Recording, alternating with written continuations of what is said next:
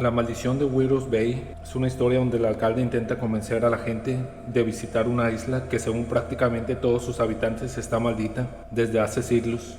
Es como querer vender departamentos encima de un volcán activo, con el eslogan "La vista compensa la lava". Y esa premisa ya marca el tono de la serie porque Wirrus Bay no pretende ser un festival constante de monstruos, su terror es mucho más paciente. Aquí las criaturas permanecen escondidas la mayor parte del tiempo, mientras la verdadera protagonista es la atmósfera.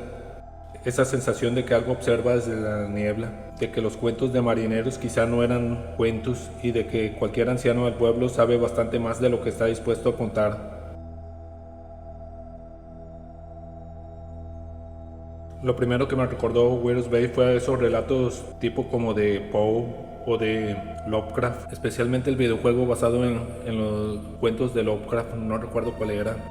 Era así como los relatos de Cthulhu, donde el horror no llega corriendo con un hacha, sino que se va filtrando poco a poco entre iglesias abandonadas, faros, cultos antiguos y vecinos que sonríen demasiado cuando preguntan por cierta colina.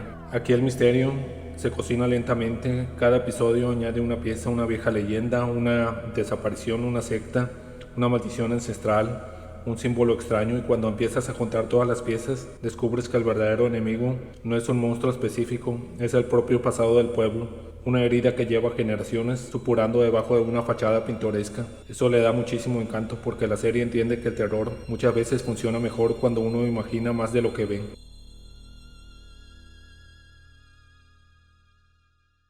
Si alguien llega esperando una criatura saliendo del océano cada 10 minutos, probablemente salga decepcionado. La serie es más cercana a un cuento de horror clásico que a una montaña rusa. Hay mucho drama, mucho conflicto entre personajes, secretos familiares, viejos resentimientos, personas intentando seguir con su vida mientras alrededor todo parece anunciar que algo horrible está despertando. Y curiosamente funciona muy bien. El ritmo entre el suspenso y el drama hace que constantemente quieras ver un episodio más, no porque siempre termine con un gran giro, sino porque la serie sabe sembrar preguntas.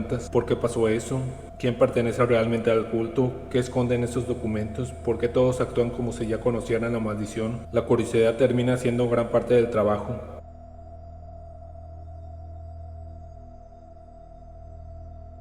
Una de las sorpresas más agradables es el humor, no rompe el tono, muy a lo Hokum, no convierte todo en una comedia, simplemente aparece en el momento justo para recordarte que el absurdo también puede convivir con el horror, y gran parte de eso recae sobre el alcalde, mientras todo apunta a cultos demoníacos, maldiciones ancestrales y posibles entidades sobrenaturales. Él sigue pensando en cómo atraer turistas. Es casi una crítica política bastante divertida porque muchas veces parece más preocupado por la economía local que por el hecho de que el pueblo probablemente está siendo utilizado como un buffet por alguna fuerza cósmica, y ese contraste funciona muy bien.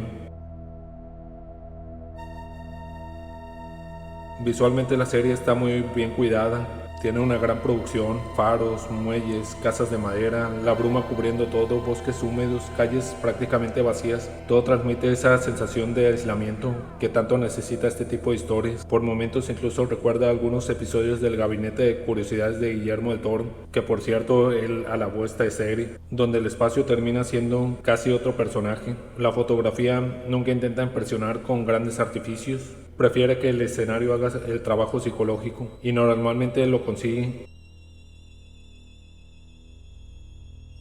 Uno de los aspectos más interesantes es cómo utiliza las sectas. Aquí no aparecen únicamente como los malos con túnicas, funcionan como consecuencia de generaciones enteras creciendo bajo el peso de una maldición. Cuando una comunidad vive convencida de que algo terrible controla sus destinos, siempre aparece alguien dispuesto a ofrecer respuestas, aunque esas respuestas impliquen sacrificios, fanatismo o pactos bastante cuestionables. En ese sentido, la serie habla más de cómo nace una religión del miedo que de simples villanos sobrenaturales, y eso le añade bastante profundidad.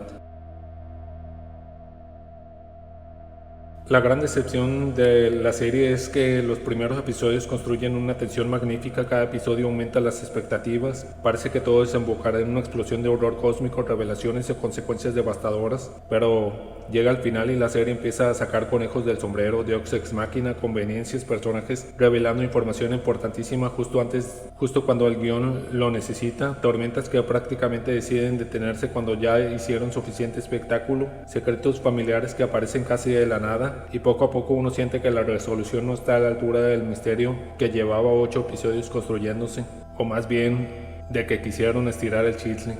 No es un desastre, pero sí deja esa sensación incómoda de haber preparado un banquete para terminar sirviendo un sándwich.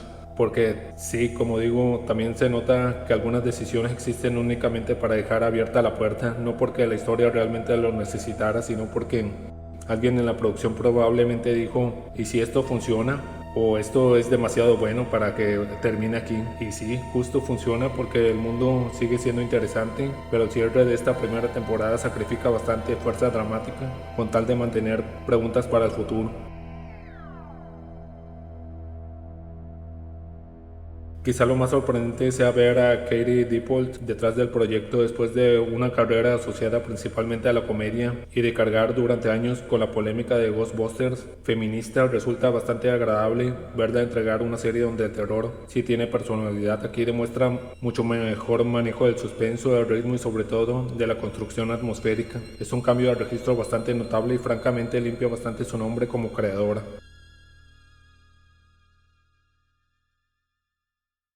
La maldición de Weir's Bay empieza como una historia de un pueblo maldito que se transforma en un relato sobre sectas, fanatismo, culpa y folclore marítimo. Durante gran parte del camino consigue construir una atmósfera realmente absorbente. Tiene buen ritmo, tiene personajes interesantes, tiene humor negro que nunca rompe el suspenso, tiene una producción muy sólida y sabe dosificar el misterio con bastante inteligencia. Su gran pecado está en un desenlace que recurre más de la cuenta a conveniencias narrativas y deja la sensación de que la tormenta prometía un tsunami, pero terminó siendo una lluvia fuerte. Aún así, como cuento de terror moderno funciona bastante bien. Puede ser visto como cuando leía uno los cuentos de Lovecraft o de Edgar Allan Poe, de esos que no buscan gritarte al oído, que prefieren susurrarte desde la niebla, y a veces eso resulta mucho más inquietante. Una serie elegante con aroma, como digo, a Lovecraft, a Stephen King, al gabinete de las curiosidades, que muestra que un buen pueblo maldito siempre necesita tres cosas: un culto antiguo, una niebla sospechosa y un alcalde convencido de que todo se arregla con una buena campaña de turismo.